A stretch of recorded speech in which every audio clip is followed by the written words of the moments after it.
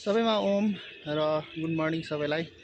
र आज म चाहिँ यो गरेर आफ्नो घर फर्किसकेको छु र घरको यो कौसीमाथीमा बसेर भिडियो बनाउँदैछु।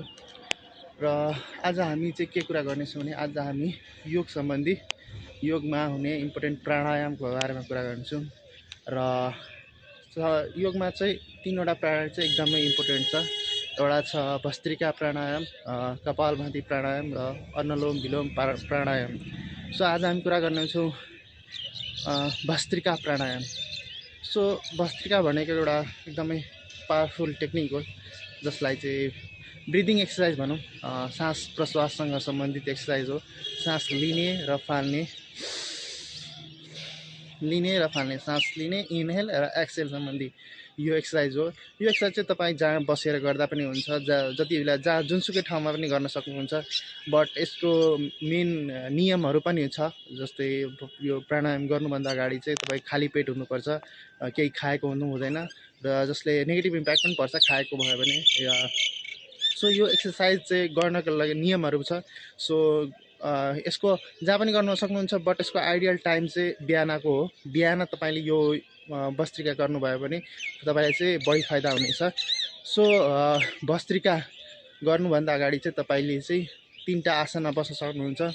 पद्मासन, जसलाई चाहिँ लोटस पोज पनि भनिन्छ, र वज्रासन, डायमन्ड पोज पनि भनिन्छ त्यसलाई, र त्यसपछि चाहिँ हाम्रो सुखासन, नर्मल हामी जुन पलेटी कसेर बस्छौँ नि त्यसलाई चाहिँ सुखासन भन्छ।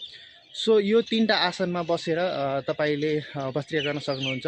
त्यस्तै हामी भस्त्रिका गर्दाखेरि चाहिँ हाम्रो हातलाई चाहिँ मुद्रामा राखेर गर्छौँ। जस्तै यो ज्ञान मुद्रा भयो, ज्ञान मुद्रामा हातलाई चाहिँ राखेर पल्टी कसेर राखेर हामी भस्त्रिका गर्छौँ र आँखा बन्द गरेर लामो सास लिने र फाल्ने गर्छौँ। यसलाई चाहिँ भस्त्रिका भनिन्छ। योगमा चाहिँ भस्त्रिका भनेको एकदम इम्पोर्टेन्ट हो। यसले चाहिँ इनर्जी प्रोभाइड गर्छ र चिसोमा चाहिँ अलि ब्रिदिङ एक्सर्साइज गऱ्यो भने तातो बडीलाई चाहिँ तातो न्यानो बनाउने काम पनि गर्दछ। र यो भस्त्रिका चाहिँ प्रायः जसो चाहिँ हाम्रो मन्त्र उच्चारण र त्यसपछि योगिक जोगिङ व्यायाम पछि गर्छौँ। भस्त्रिका बसेर गर्ने एक्सर्साइज हो। र यो भस्त्रिका चाहिँ तपाईँले दैनिक गर्नुभयो भने फाइदा चाहिँ धेरै नै छ।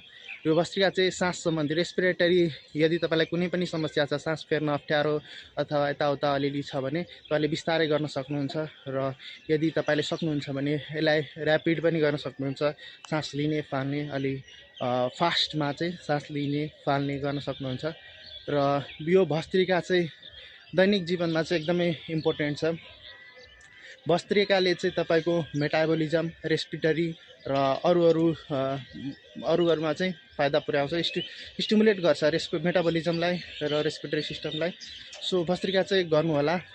र त्यसमा यसको प्रिकसन पनि छ, मतलब यसको साइड इफेक्ट पनि छ। यदि तपाईँ यो चाहिँ भस्त्रिका चाहिँ प्रेग्नेन्टले गर्न भन्दैन, प्रेग्नेन्ट वुमनलाई चाहिँ भस्त्रिका गर्नु भन्दैन। र त्यसपछि अरू छ मेन्सुरेसनमा पनि भस्त्रिका त्यति गर्नु मिल्दैन। र जसको ब्लड प्रेसर हाई छ त्यसले पनि भस्त्रिका गर्न मिल्दैन। र सो भस्त्रिका चाहिँ एकदम स्लो, यदि तपाईँ सक्नुहुन्छ भने सास अलिक टाइम लगाएर लिने र फाल्ने गर्दा हुन्छ, अथवा